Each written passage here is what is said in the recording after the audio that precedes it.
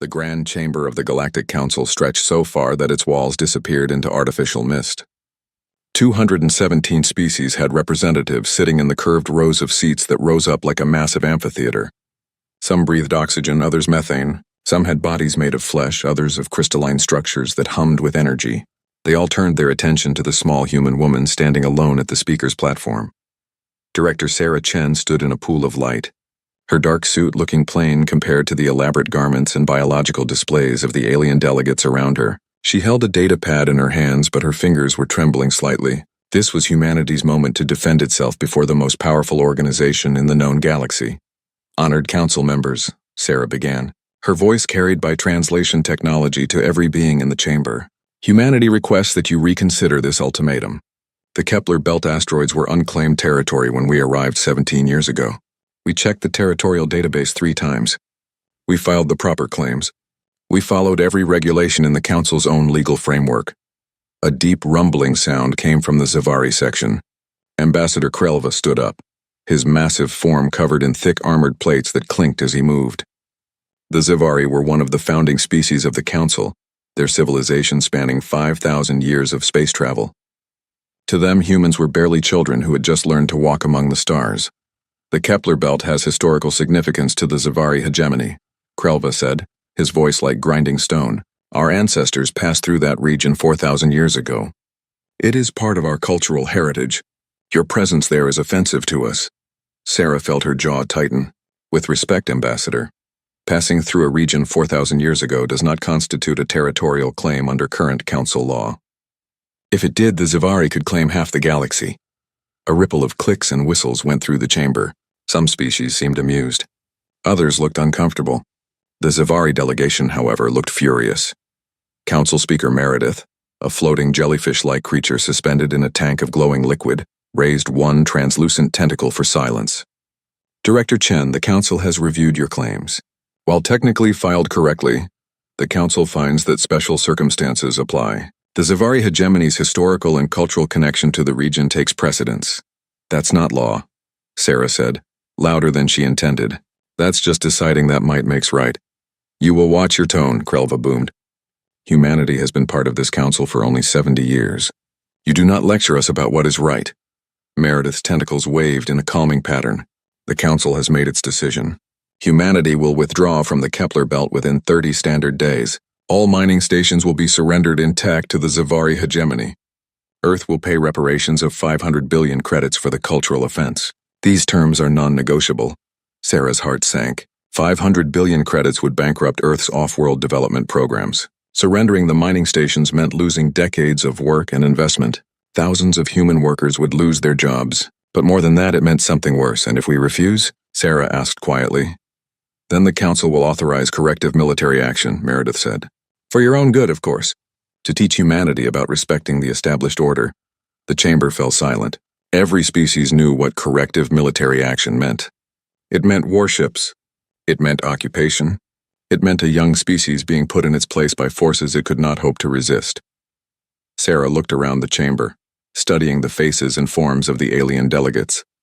Some looked sympathetic but said nothing. Others looked smugly satisfied.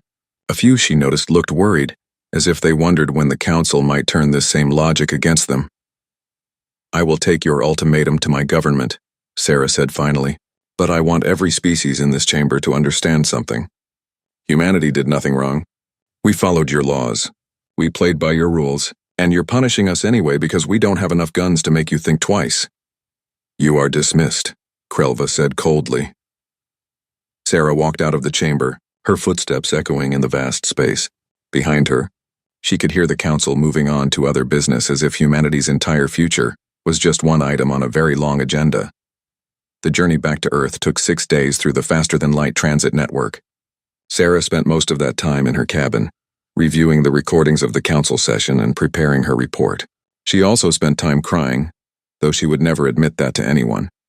When her ship finally approached Earth, Sarah looked out the viewport at the blue and white marble hanging in space. Home. 3 billion people lived down there, going about their lives, most of them not even aware that their entire civilization had just been threatened. The meeting with Earth's unified government took place in Geneva, in a secure bunker deep underground. Sarah presented her report to the assembled leaders. President Okonkwo of the African Union, Premier Chen of the Asian Federation, Chancellor Schmidt of Europa, and a dozen others representing every major region of Earth. They're not going to back down, President Okonkwo said after Sarah finished. The Zivari want to establish dominance. If we surrender now, we'll spend the next century being pushed around by every species that thinks humans are too weak to matter. But if we fight, we'll lose, Chancellor Schmidt said. The Zivari alone have more warships than we do. If they bring in council allies, we'll be outnumbered 10-1. Admiral Marcus Webb, head of Earth's Space Defense Force, leaned forward. He was an older man with gray hair and tired eyes. We'll be outnumbered, he agreed. But that doesn't mean we can't hurt them. Hurt them badly enough that they regret ever threatening us.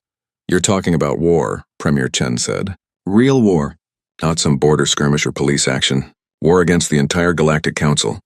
I'm talking about survival, Webb said. If we surrender now, we're admitting that we're second-class citizens in our own galaxy.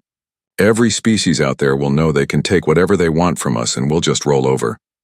Sarah watched the leaders debate back and forth. Some wanted to negotiate, to offer compromises, to buy time. Others wanted to fight immediately. A few wanted to surrender and hope for mercy. Finally, President Okonkwo called for a vote. It took 3 hours, but eventually the decision was made. Earth would not surrender. Earth would not pay reparations for crimes it didn't commit. Earth would fight if necessary. God help us, Chancellor Schmidt whispered. That night, Admiral Webb activated Earth's defense protocols. Ships in orbit were recalled to defensive positions. Mining stations in the Kepler belt received coded instructions. Military factories on Mars and the Moon went to full production. Civilian scientists were quietly recruited into weapons development programs. And on Earth, the news networks began preparing the population for what might come. The broadcasts were careful, not wanting to cause panic. They talked about standing up for Earth's rights. They talked about not being bullied. They talked about human dignity and sovereignty. What they didn't talk about was the fear that ran through every military planning session. The fear that humanity had just made a decision that might end their species. The fear that being right wouldn't matter if you were dead. In the Kepler belt, human miners looked up at the stars and wondered which direction the attack would come from. On Earth, families hugged each other a little tighter. In military academies, young officers studied tactics and strategies, knowing they might soon need them. The 30-day countdown had begun. Humanity had drawn a line in the void of space and dared the galaxy to cross it. Now everyone would find out what happened when you backed humans into a corner and gave them no way out but through. The 30 days passed like sand falling through an hourglass. On the final day, the Zivari hegemony peacekeeping fleet emerged from faster-than-light travel at the edge of the Kepler belt. 47 warships, each one bigger than anything humanity had ever built. Their hulls gleamed with energy shields that could turn away any known weapon. Their guns could crack a moon in half. Commander Theknor of the Zivari stood on the bridge of his flagship, looking at the display screens showing the asteroid field ahead. Somewhere in that mess of rocks and ice were the human mining stations. Somewhere out there were the primitive little ships that humans called a navy. This will be simple, Theknor said to his officers. Humans have never faced real military force. They will see our fleet and surrender immediately. We will take the stations intact, arrest the workers, and be back home in time for the celebration ceremonies. His tactical officer, a younger Zivari named Srel, studied the sensor readings. Commander, I'm detecting only 6 human ships. Small frigates. Nothing that could threaten us. 6 ships? Theknor laughed, a sound like rocks tumbling down a mountain. They couldn't even send a proper defense force. This is an insult. The Zivari fleet moved forward in a perfect formation, a show of military precision meant to intimidate and impress. They approached the largest mining station, a structure of metal and glass that spun slowly in the darkness, its lights still on as if people were still working inside. Theknor opened a communication channel. Attention human forces. This is Commander Theknor of the Zivari hegemony. Under the authority of the Galactic Council, I am here to take possession of these facilities. Surrender immediately and you will not be harmed. Resist and you will be destroyed. You have 60 seconds to respond. The seconds ticked by. 30, 40, 50. The human frigates maintained their position, not moving forward or retreating, not responding. 55 seconds, Shrell said. 58, 59, 60. The communication channel crackled to life.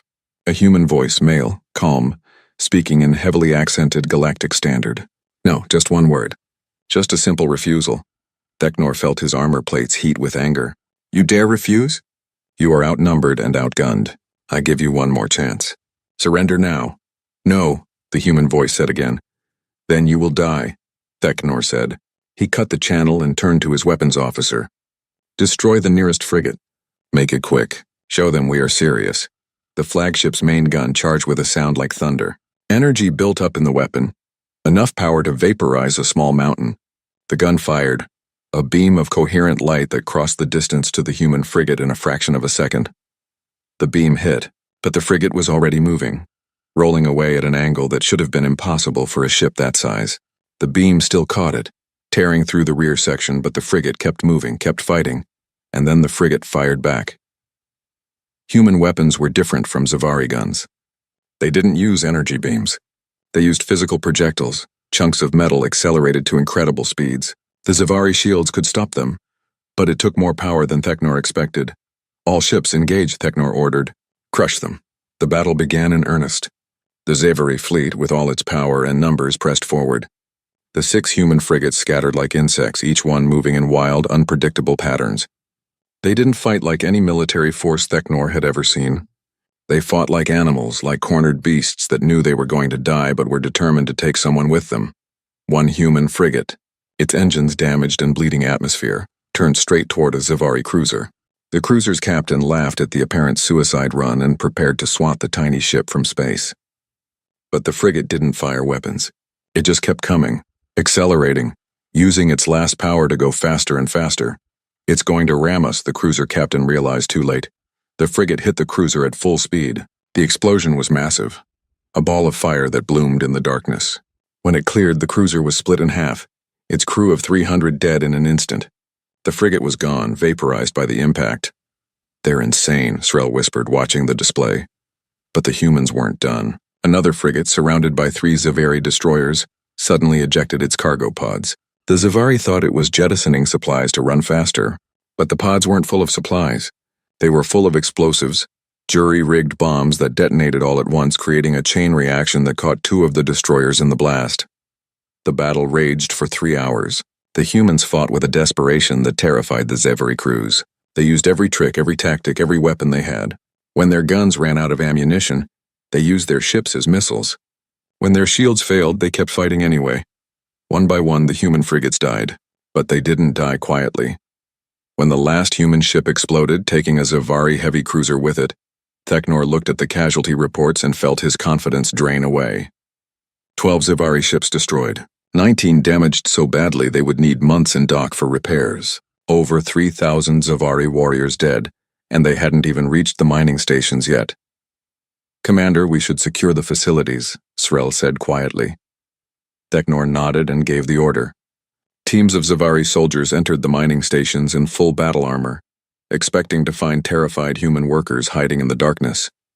But the stations were empty. Every human was gone, evacuated days ago, and everywhere the Zavari soldiers looked, they found bombs. The first station exploded 20 minutes after the Zavari teams entered. The blast was big enough to be seen from the flagship's bridge. Then the second station blew. Then the third. In less than an hour, all 12 mining stations were reduced to debris. The humans had destroyed everything. Equipment worth billions of credits gone. Refined materials gone. Years of work erased. Rather than let the Zavari have it, the humans had burned it all. Theknor stood on his damaged bridge and looked at the disaster around him. This was supposed to be a simple peacekeeping mission. A show of force against primitives who didn't know their place. Instead, it had turned into a bloodbath. Get me a channel to the hegemony, Theknor said. They need to know what happened here. The report that reached the Galactic Council 3 days later caused chaos. The Zavari, humiliated, demanded a full military response. Other species, shocked by the human tactics, called for caution. Some species, privately, began to wonder if threatening humanity had been a terrible mistake. In the council chambers, Ambassador Krelva slammed his fist on his podium. These humans are barbarians. They fight without honor. They use suicide tactics. They destroyed the very things we came to claim. Council Speaker Meredith's tentacles waved in agitation. The council authorized a peacekeeping force, not a war. What the Zavari are describing sounds like a war. Then we will give them a war, Krelva roared. We will assemble a proper fleet. 200 ships. 300, however many it takes. We will go to Earth itself and end this defiance once and for all. The vote took 6 hours, but eventually the Council agreed. A coalition fleet would be assembled from multiple species. It would take 3 months to organize, but when it was ready, it would be the largest military force assembled in 2 centuries. They would go to Earth's home system and end the human problem permanently. On Earth, news of the Battle of the Kepler Belt spread through the networks like wildfire. People gathered in the streets, some celebrating the victory, others mourning the crews who died. The government declared the fallen frigate crews to be heroes, the first casualties in humanity's fight for respect. Admiral Webb addressed the planet from a broadcast studio. Today, 6 human ships faced 47 alien warships and made them bleed.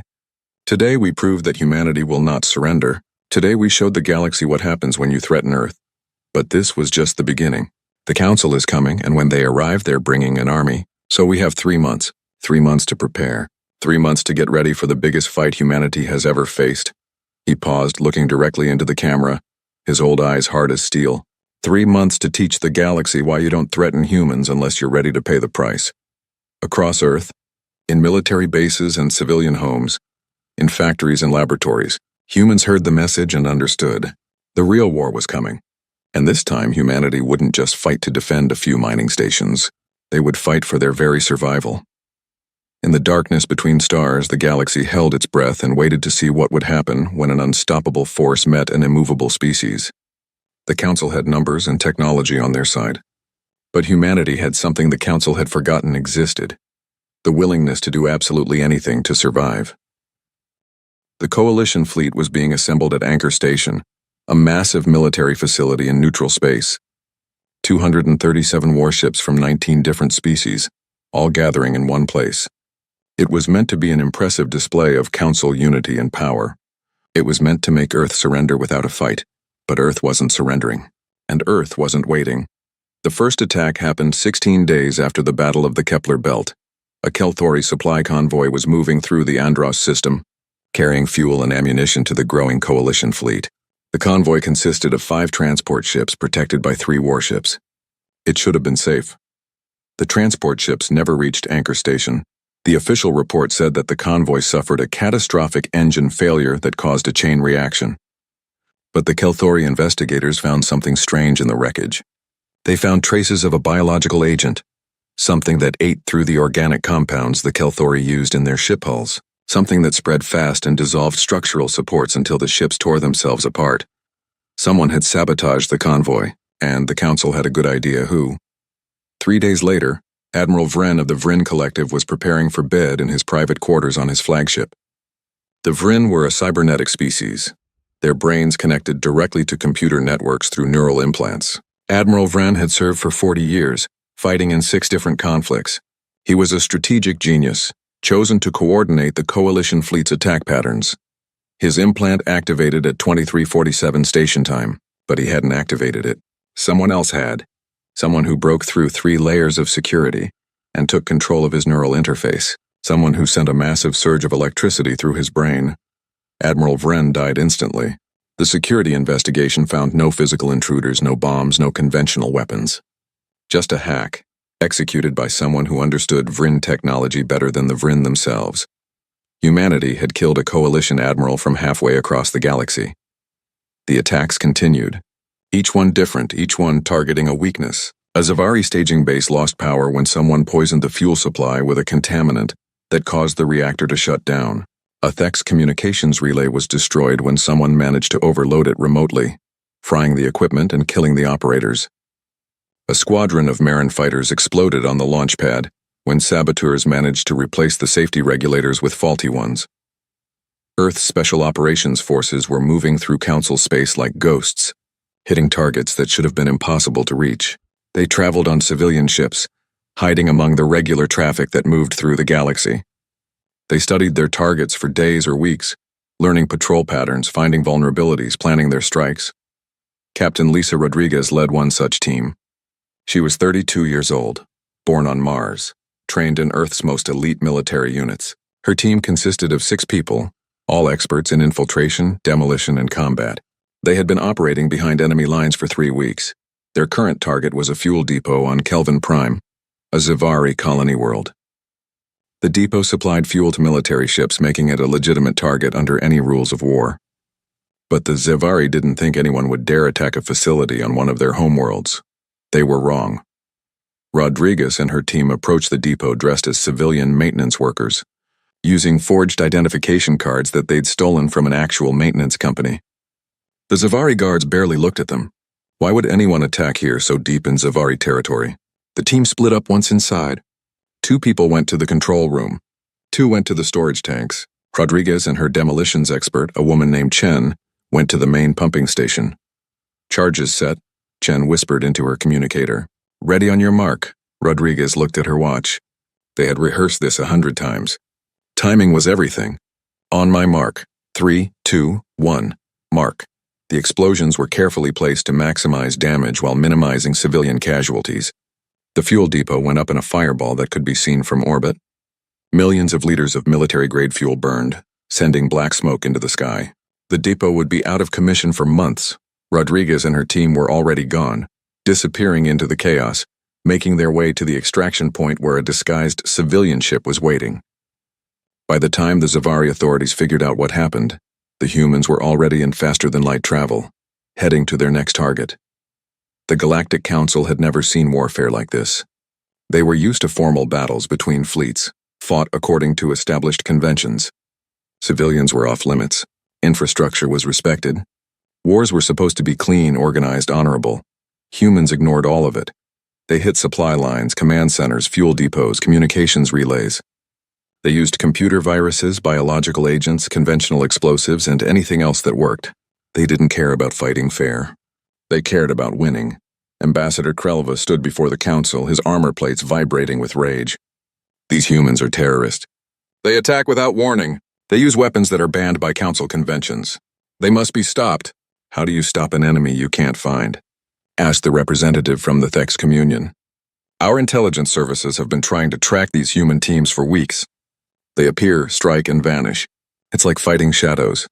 Council Speaker Meredith looked tired, her normally bright glow dimmed. The Coalition fleet will launch in 60 days. Once we reach Earth, this will all be over. But privately, many council members were beginning to worry. The casualty reports kept coming in. Nothing huge, nothing that threatened the council's overall military power, but enough to add up.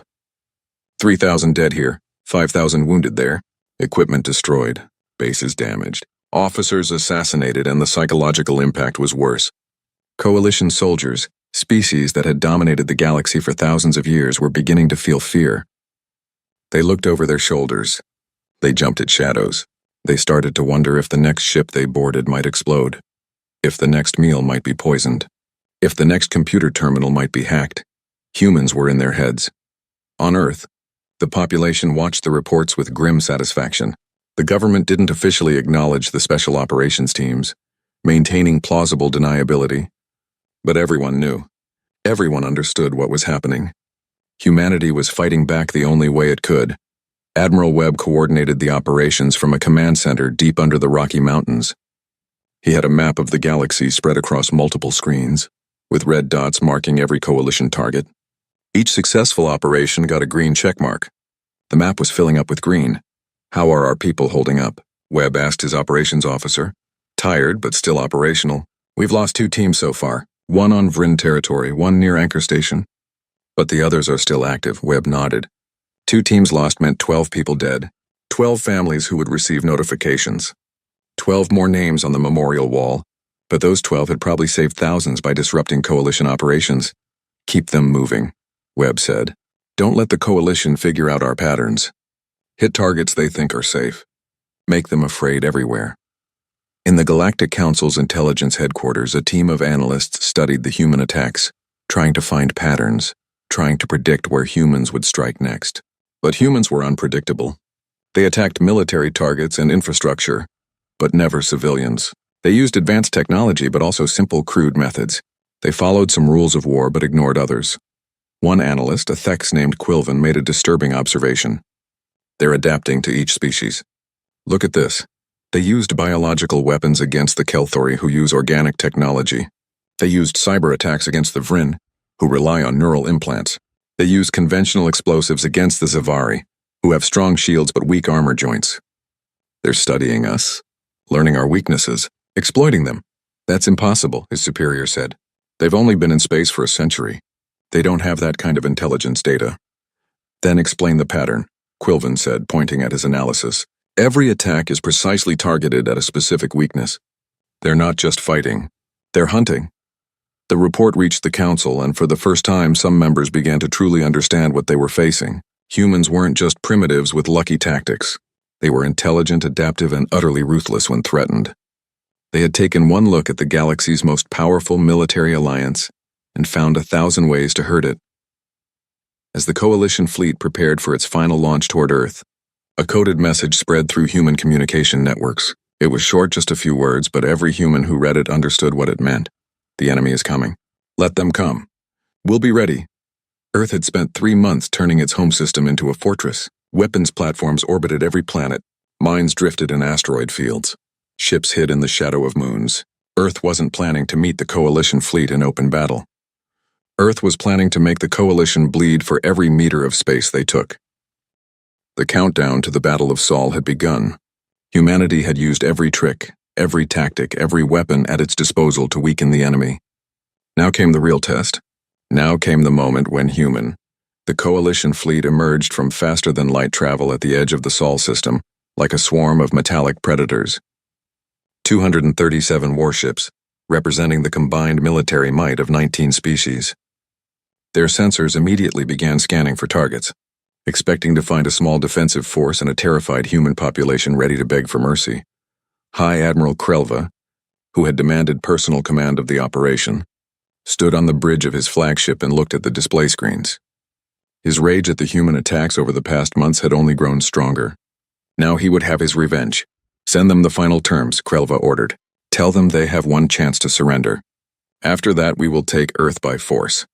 The communication channel opened. Admiral Marcus Webb's face appeared on the screen, transmitted from Earth's Defense Command Center. He was an old human by their standards, his hair gray, his face lined, but his eyes were hard as diamonds. Hi, Admiral, Webb said calmly. I've received your transmission. Let me give you our answer. Krelva waited, expecting to hear terms of surrender, pleas for mercy, desperate negotiations. Webb smiled. It wasn't a friendly smile. Come and take it, the channel went dead. Krelva roared with fury, his armor plates clanking together. All ships, advance. We will crush them. The Coalition fleet moved forward in perfect formation, a wall of military power that no known force could stop. They passed the orbit of Pluto, then Neptune. Their sensors showed 60 human warships scattered throughout the system, outnumbered almost 4-1. This will be over quickly, Krelva said to his officers. Humans are brave, but bravery means nothing against superior numbers. The first surprise came when the Coalition fleet reached the asteroid belt. Sensors detected something strange. Large objects moving among the asteroids, accelerating toward the fleet at impossible speeds.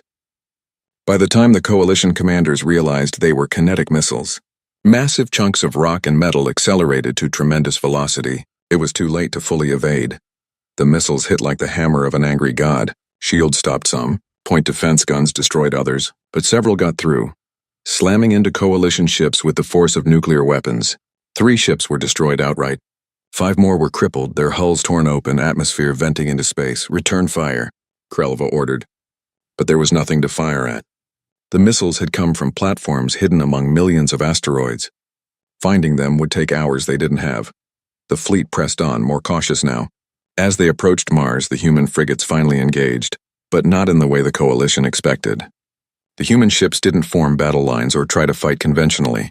Instead, they scattered in all directions, each one operating independently, using hit-and-run tactics. A human destroyer would appear from behind Mars, fire a volley of missiles, then disappear back into the planet's shadow before the Coalition ships could respond. Human fighters, small craft that looked too fragile to be military vessels, would swarm a Coalition cruiser, attacking from all directions at once, then vanish before they could be caught. They're like insects, complained a Vryn captain over the communication channel. Every time we swat at them, they're already gone. But the insects had stings. Human weapons were different from what the Coalition used. Instead of energy beams that shields could deflect easily, humans used physical projectiles, railgun rounds, missiles with adaptive guidance systems, and something new that the Coalition had never seen before. A human cruiser fired what looked like a missile at a Kelthori battleship. The Kelthori captain laughed and activated his ship's point defense, confident the missile would be destroyed. The point defense guns fired, hit the missile, and then something strange happened. The missile split apart into 100 smaller projectiles, each one moving independently. The point defense couldn't track them all. 70 of the small projectiles hit the Kelthori battleship, tearing through its organic hull plating like bullets through flesh. The battleship died, taking its crew of 2,000 with it. What in the void was that? Someone shouted over the command channel. It's called a cluster munition. Admiral Webb's voice came over an open broadcast. Welcome to human warfare. The Coalition fleet reached Earth's orbit after 6 hours of fighting. They had lost 23 ships with 31 more damaged. The humans had lost 18 ships. The numbers still favored the Coalition. But the battle had been far more costly than anyone expected. And then the humans revealed their next surprise. The Coalition sensors detected multiple large structures in Earth's orbit. At first, the commanders thought they were space stations or defensive platforms. Easy targets. Multiple Coalition ships moved to destroy them. The structures exploded when the Coalition ships came close, but not from being hit. They detonated deliberately. Massive bombs that had been disguised as stations. The explosions caught dozens of Coalition ships in their blast radius. The antimatter charges turned space into a sea of fire. 16 more Coalition ships died in those explosions. The others pulled back, suddenly afraid of every structure they could see. They're using suicide tactics again, Krelva's tactical officer said, his voice shaking. They're willing to destroy their own infrastructure to hurt us. Krelva was beginning to understand that this battle would not be the easy victory he had imagined. But he still had over 170 ships. The humans had less than 40 left. Numbers would still prevail. All ships prepare for final assault, Krelva ordered. We will destroy every human ship, then bombard Earth until they surrender. But before the order could be executed, something happened that changed everything. Every screen on every Coalition ship suddenly activated with the same image. Admiral Webb, broadcasting on all frequencies using a powerful transmitter that couldn't be jammed. Attention Coalition forces, Webb said. I need to show you something.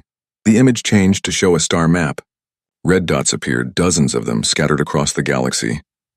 Each dot had a label: Zavari Prime, Kelthori Homeworld, Frin Core, the home planets of every species involved in the Coalition fleet. For the past 3 months, Webb continued, while your attention was on Earth, we've been busy. Those red dots you see are weapons platforms, relativistic kinetic missiles. Each one is loaded with a projectile weighing several tons, accelerated to 90% of light speed. Each one is aimed at a civilian population center on your homeworlds. Silence fell across the Coalition fleet. Every commander, every crew member, everyone who had family back home, felt their blood turn to ice. These weapons are on a dead man's switch, Webb said. If Earth falls, if our command structure is destroyed, if we are eliminated, the switches activate. And your homeworlds die, not military targets, not soldiers. Your civilians, your children, your families, everyone.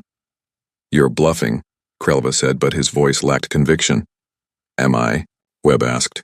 You've seen what we're willing to do? You've seen us use suicide tactics.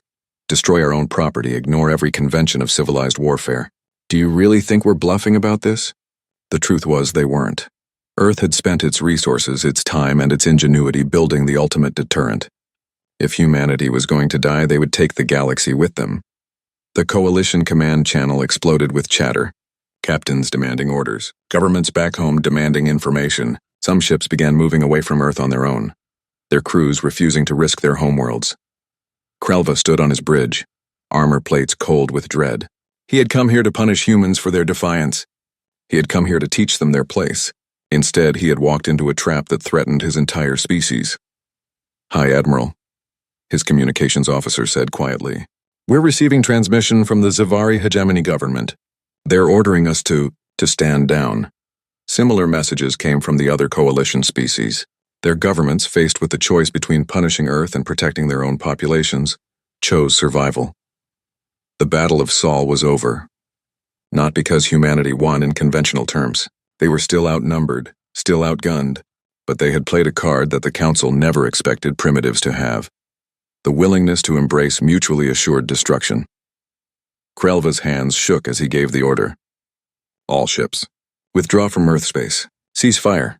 The Coalition fleet began to retreat, pulling back from Earth's orbit, leaving their dead behind. The human ships did not pursue. They had won, but it was a victory built on the threat of ultimate horror. On Earth, people watched the alien fleet withdraw and cheered. They didn't know about the planet-killer weapons, didn't understand that humanity had just threatened to commit genocide on a galactic scale. They just knew that the enemy was leaving and Earth had survived. In his command center, Admiral Webb sat down heavily in his chair.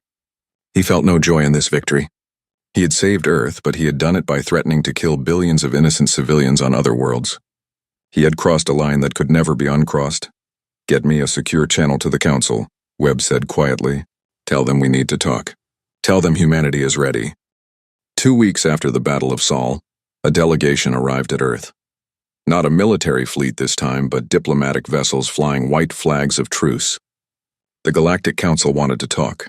They met at a neutral space station in orbit around Mars. Director Sarah Chen led the human delegation, the same woman who had stood before the Council months ago and been dismissed as insignificant. Now she walked into the conference room with her head held high, flanked by Admiral Webb and 3 other officials. The Council's delegation looked different than before. There was no arrogance now, no casual dismissal. Ambassador Krelva was there, but he stood in the back, not at the front. Council Speaker Meredith floated in her tank, her tentacles moving in agitated patterns. "Director Chen," Meredith began, "the Council has asked me to convey our willingness to negotiate a peaceful resolution to this conflict."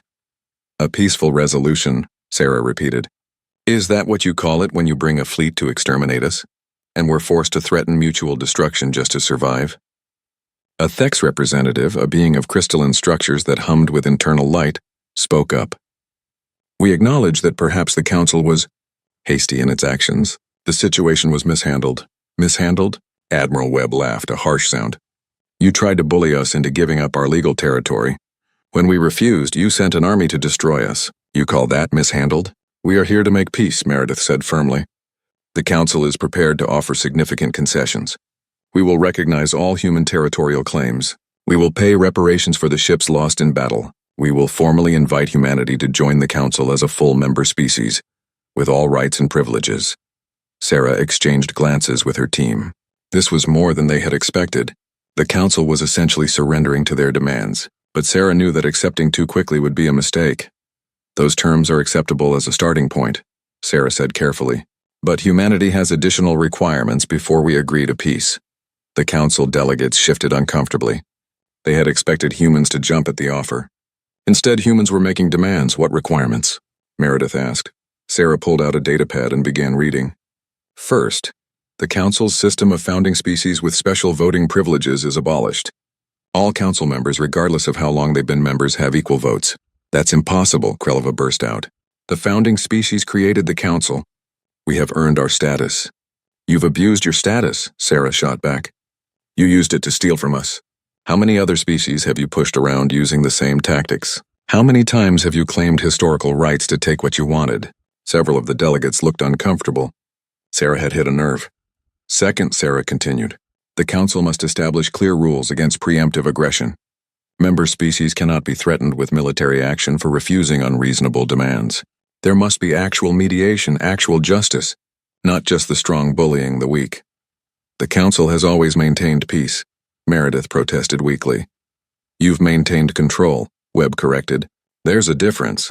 You've kept species in line through fear and intimidation. That ends now." "And third," Sarah said, "humanity wants a voice in Council military doctrine and strategic planning. Our tactics, our innovations, our experience will be integrated into Council forces. In return, we'll help defend Council space and member worlds." "You want us to learn to fight like you?" the Thex representative said. "Like barbarians?" "No," Webb said quietly. "We want you to learn to fight like survivors. Because someday something worse than us might come from beyond Council space. And when that happens, you'll wish you knew how to fight dirty." The negotiations took 3 days. The Council delegates argued, complained, tried to water down the human demands. But they always came back to one simple fact. Humanity still had those planet-killer weapons aimed at their homeworlds. The dead man switches were still active. Finally, a treaty was drafted. Earth would join the Galactic Council as a full member. Human territorial claims would be recognized and protected. The founding species system would be gradually phased out over 10 years. New procedures for conflict resolution would be established. And, most significantly, a new council principle would be adopted: the right of all species to defend themselves by any means necessary when faced with extinction. The treaty was signed on Earth, in the same Geneva building where humanity's leaders had decided to fight rather than surrender. Representatives from every council species attended, watching as Sarah Chen and Council Speaker Meredith put their marks on the document. "This is a new beginning for the galaxy," Meredith said in her speech. "A beginning built on respect and equality." What she didn't say, but everyone understood, was that it was a beginning built on fear. Fear of what humanity would do if threatened again. 5 years passed. The galaxy changed in ways no one had predicted. Humanity, with its fresh perspective and aggressive diplomacy, became an unexpected force for reform on the Council. They championed smaller species that had been marginalized. They pushed for transparency in Council decisions. They demanded accountability when powerful species tried to abuse their influence, and other species listened. Because everyone remembered what happened when you pushed humanity too far. The planet-killer weapons became known as the Damocles system, named after an ancient human story about a sword hanging by a thread. They remained in place, an unspoken threat that kept the peace. Some species called it terrorism. Others called it necessary deterrence. Humanity called it insurance. Earth itself changed too. The war had unified the planet in ways that centuries of peace never had. Old rivalries between regions faded as everyone recognized they were humans first, nationals second. The military expanded, with thousands of young people volunteering to defend Earth and its growing territories. And humanity's reputation spread through the galaxy. They were the species that couldn't be bullied. The species that would rather burn down everything than accept subjugation. Other species began approaching Earth quietly, asking for help with their own problems, knowing that humans would stand up to council power in ways they couldn't. Sarah Chen, now promoted to Earth's permanent council ambassador, found herself in an interesting position. Species that had once looked down on humans now sought her support. Founding members that had once sneered at Earth's primitive status now treated her with careful respect. She was standing in the council chambers one day, watching a debate about trade regulations, when a message came through her personal communicator. A small species called the Rendari, who had only joined the council 20 years ago, were being pressured by a larger species to surrender mining rights to an asteroid field they had legally claimed. It was the same situation Earth had faced, the strong trying to steal from the weak, using council authority as a shield.